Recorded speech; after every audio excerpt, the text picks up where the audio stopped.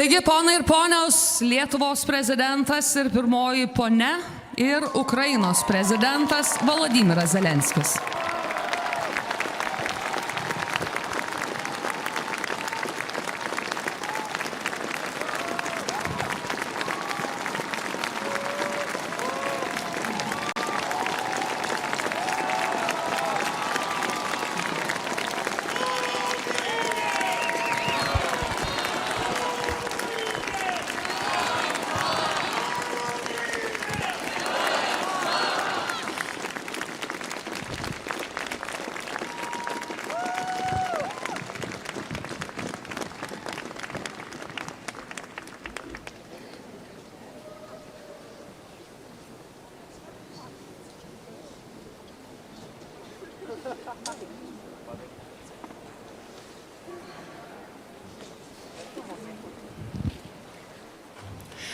Dabar bus atliekami Lietuvos ir Ukrainos himnai.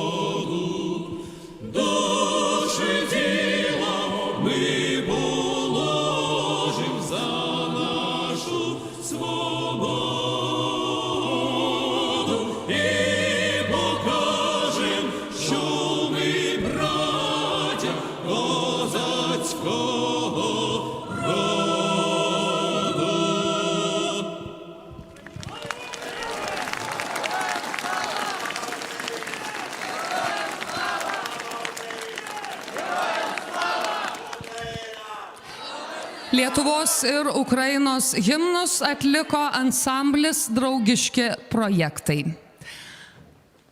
Jūsų ekscelencija, prezidentė Gitana Nausėdai, žodis jums.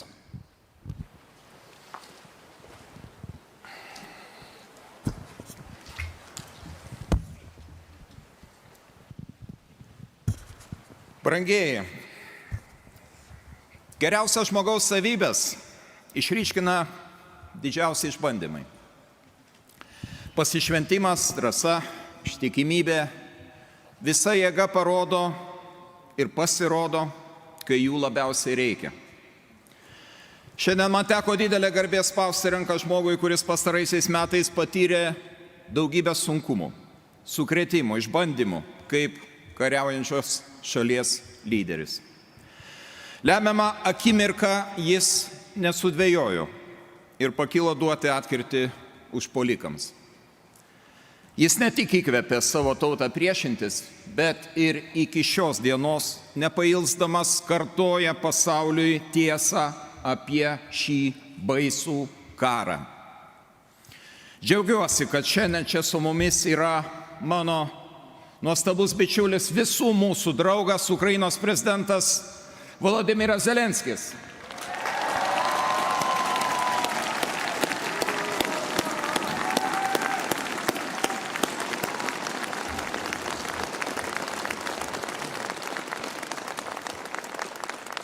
Šiandien jis lankosi Vilniuje kaip vadovas šalies, kuri kovoja ir nepasiduoda. Jis perduoda žinią apie karo ugnyje užsigrūdinusią Ukrainą, kuri niekada neišsižadės savo nepriklausomybės, savo žmonių, savo orumo, kurį tenka be atokvėpio ginti štai jau 10 ilgų metų. Brangus Volodymyrai, dėkoju už tai, ką darai. Dėkoju už tai, kad esi.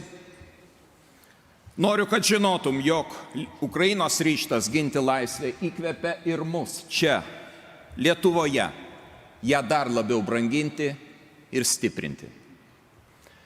Kartu su visais pasaulio žmonėmis, kuriems nesvetima atjauta ir teisingumo jausmas, linkime Ukrainos žmonėms stiprybės ir kuo greitesnės pergalės. Lietuvos santykis su Ukraina tampa vis jautresnis, vis nuoširdesnis, vis artimesnis.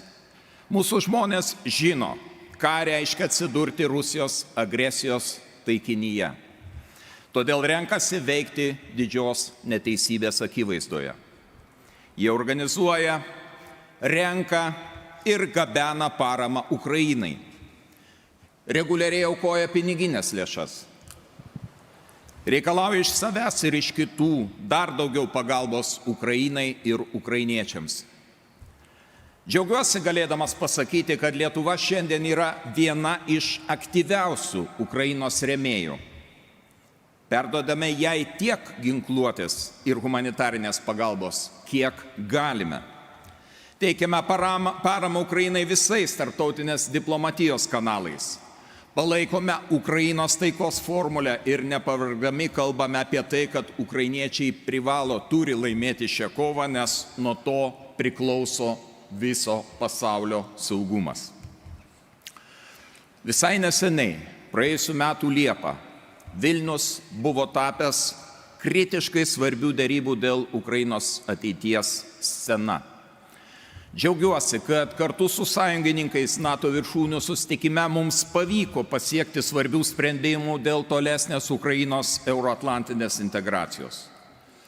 Trokštame matyti Ukrainą neatsiejamą bendros vakarų saugumo erdvės dalimi. Norime matyti ją Europos Sąjungoje, todėl pasidalinsime viskuo, kuo galime, vykdant reformas ir siekiant narystės. Šiandieninis Lietuvos ir Ukrainos vienybės liudijimas būtent tai, ko nenori matyti mūsų senas, klastingas priešas. Savo pavyzdžių mes neigiame Rusijos imperinės užmačias ir neleidžiame jų įgyvendinti. Sumeluota imperijos didybė nublanksta prieš tai, ką mes kasdien regime naujienose iš Ukrainos. Matome didvyriškumą veiduose Ukrainos karių ir civilių žmonių, priverstų dieną naktį kęsti kruvinus antskrydžius. Matome viltį akise Ukrainos vaikų, kurie su savo artimaisiais laikiną prieglobstį rado čia, Lietuvoje. Ukrainai nereikia niekuo apsimetinėti. Ji jau yra nepaprastai didinga ir ori.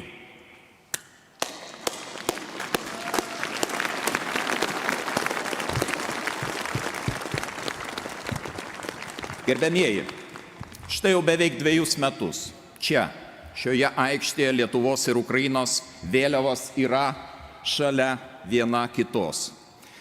Kartu jos laukia didžiosios svajonės išsipildymo. Laukia Ukrainos ginklo pergalės, kuri kartą ir visiems laikams užbaigtų grobuonių siautėjimo laikotarpį Europoje. Šiandien aš žemai lenkiuosi visiems Ukrainos gynėjams ir iš viso širdies dėkoju prezidentui Volodimirui Zelenskiui už jo įkvepiantį pavyzdį. Lietuvoje mes niekada nepamiršime Ukrainos tautos žygdarbių.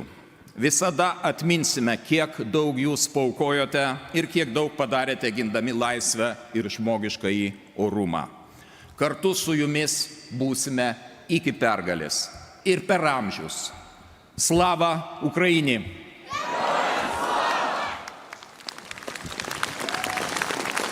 Dėkojame jo ekscelencijai prezidentui Gitanui Nausėdai ir visai netrukus į Lietuvos žmonės kreipsis Ukrainos prezidentas Volodymyras Zelenskis.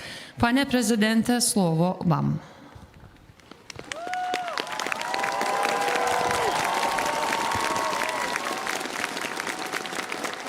Дуже дякую. Labai ačiū. Sveikinu tave, Vilniau. Sveikinu tave, Lietuvos tauta. Слава Україні!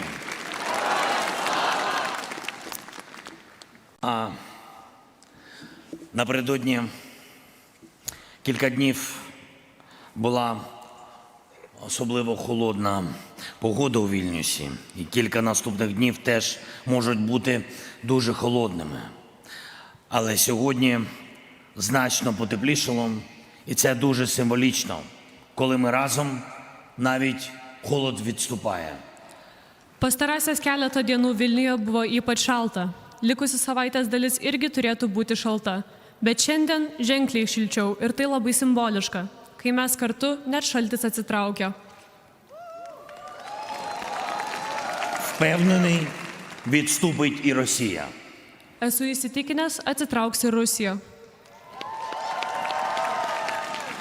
Ми не можемо зараз назвати конкретний день, коли це станеться. Ми не можемо зараз перелічити кожну з деталей того, як це станеться, але ми знаємо, що це станеться. Eiti tikslios dienos, kada tai įvyks. Negalima išvardyti visų detalių, kaip tai įvyks. Tačiau žinome, kad tai įvyks. І наша свобода візьме гору. Буде такий день, обов'язково. Перший день після цієї війни. Наш день. Ir mūsų laisvė paims viršų. Tokia diena ateis. Būtinai. Pirma diena po šio karo – mūsų diena. Коли у 89-му, 90-му, 91-му роках народи Балтії першими з поневолених Москвою націй відкрито стали на шлях відновлення реальної державної незалежності, українці надихалися вашою сміливістю та вашим передчуттям майбутнього. Kai 89-aisiais, 90-aisiais, 91-aisiais Baltijos tautos pirmosios iš Maskvos pavergtų tautų atvirai žengė tikros valstybinės nepriklausomybės atkūrimo keliu, ukrainiečius įkvėpė jūsų drąsa ir nuojauta, ateities nuojauta. Ви хотіли свободи понад усе, і ви знали, що ваша свобода, коли буде захищена, визначить для вас хорошу долю, вашу власну долю. І так і сталося. І ми усі вдячні вам за ту вашу сміливість, яка так допомогла змінити історію на краще. Labiau už viską norėjote laisvės ir žinojote, kad jūsų laisvė, kai bus apsaugota, reikš gerą likimą, jūsų nuosavą likimą. Taip ir įvyko. Ir mes visi esame jums dėkingi už jūsų drąsą, kuri padėjo pakeisti istoriją į gerąją pusę. Зараз ще більш відповідальний історичний момент. Зараз ризики ще більше. Dabar yra dar labiau lemtingas istorinis momentas ir rizika dar didesnė. І зараз ми усі маємо справу зі значно більш підлою Росією. Dabar turime reikalų su žymiai klastingesnė Rusija. Зараз, коли Москва пробує повернути свою стару імперію усім спектром сучасної зброї. Наша українська сміливість – це також і вам допомога. Наша з вами єдність – це також і вам безпекова гарантія. Dabar, kai Maskva bando susigrąžinti savo senąją imperiją, pasitelkdama visą šiuolaikinių ginklų spektrą, mūsų ukrainietiška drąsa taip pat yra pagalba jums. Mūsų vienybė su jumis taip pat yra ir jūsų saugumo garantas. Стійкість наших воїнів – це також і ваша стійкість, і наше українське передчуття, що Росія не витримає, якщо продовжувати бити її. Це також підтвердження і нашої з вами правоти. Правоти нашого спільного історичного вибору – бути незалежними. Mūsų karių atsparumas yra ir jūsų atsparumas, o mūsų ukrainietiška nuojauta, kad Rusija neišgyvens, jei mes ir toliau prieš ją kovosime, taip pat yra mūsų su jumis teisumo patvirtinimas, mūsų bendro istorinio pasirinkimo būti nepriklausomais, teisingumo.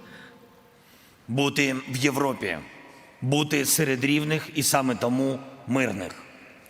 Būti Europoje, būti tarp lygių ir būtent dėl to taikių. Так і має статися. І заради цього ми маємо робити все, що можемо робити у максимальній єдності, робити стільки, скільки потрібно, щоб досягти нашої мети. Не буде більше імперії.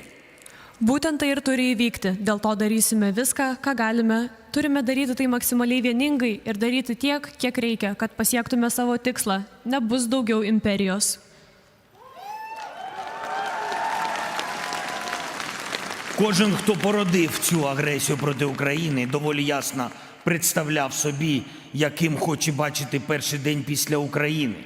Вони мріють принизити українську націю, вони вбивають, не вагаючись, вони депортували сотні тисяч наших людей, дорослих та діточок. Вони хотіли стерти усе, на чому тримається наша культура. Kiekvienas, kuris pradėjo agresiją prieš Ukrainą, gan aiškiai įsivaizdavo, kokią norėjo matyti pirmąją dieną po Ukrainos. Jie svajoja pažeminti ukrainiečių tautą, jie žudo nedvejodami. Jie jau deportavo šimtus tūkstančių mūsų žmonių, suaugusiųjų ir vaikučių. Jie norėjo ištrinti viską, kuo pagrįsta mūsų kultūra.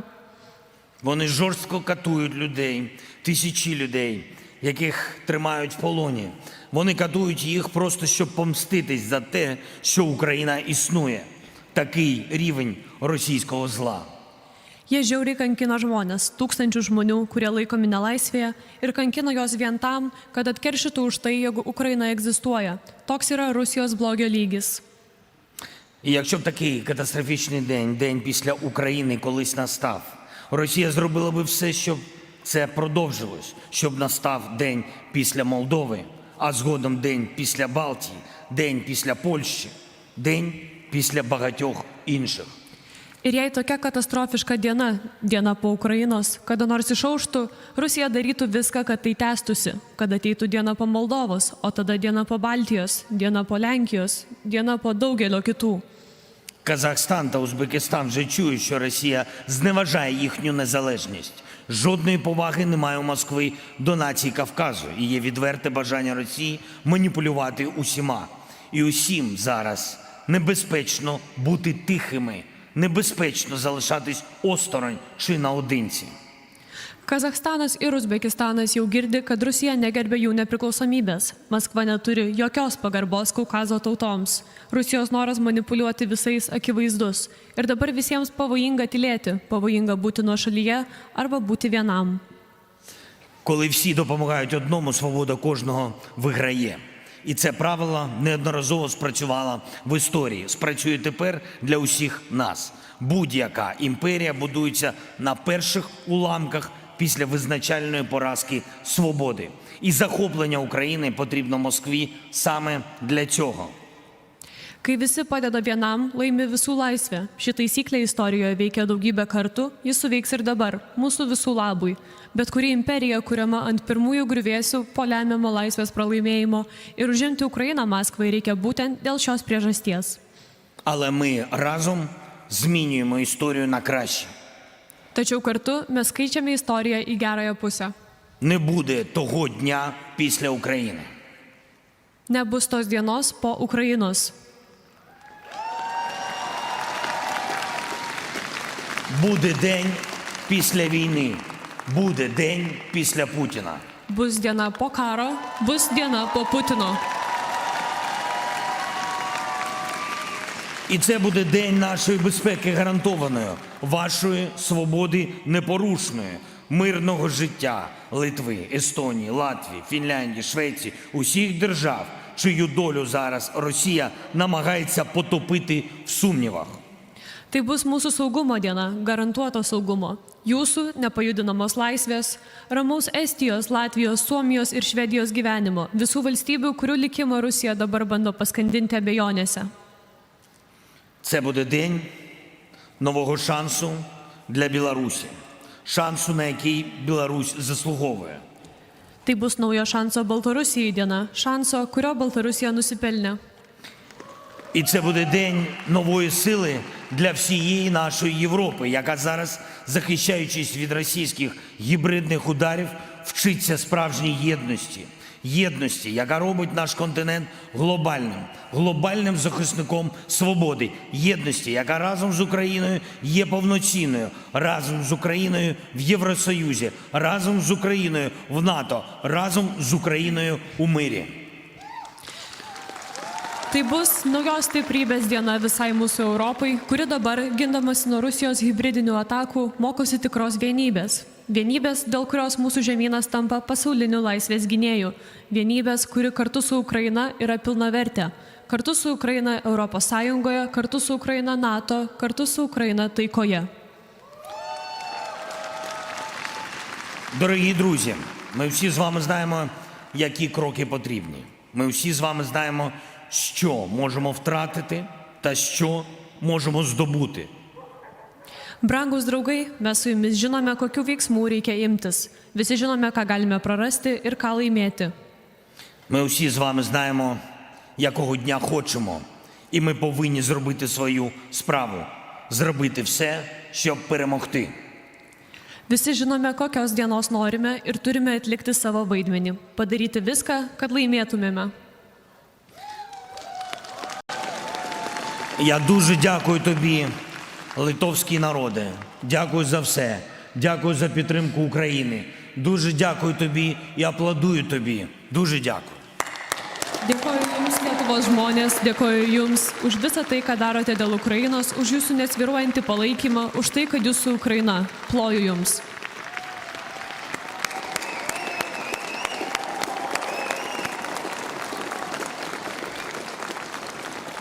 Я дуже дякую тобі, друже Гітанусе. Дуже дякую тобі, твоїй сім'ї, твоїм близьким, всім людям, які підтримують Україну всі ці довгі дні, місяці нашої війни за свободу, нашої боротьби за незалежність. Ačiū tau, Gitanai, tavo šeimai, tavo artimiesiems už šitą ilgalaikį palaikymą, šias visas ilgas karo dienas. Дякую вам всім. Дякую за те, що ви тут. Дякую, що ви всі з Україною в серці. Всі ці місяці, роки війни. Дякую, що ви з Україною. Слава вам! Слава Україні!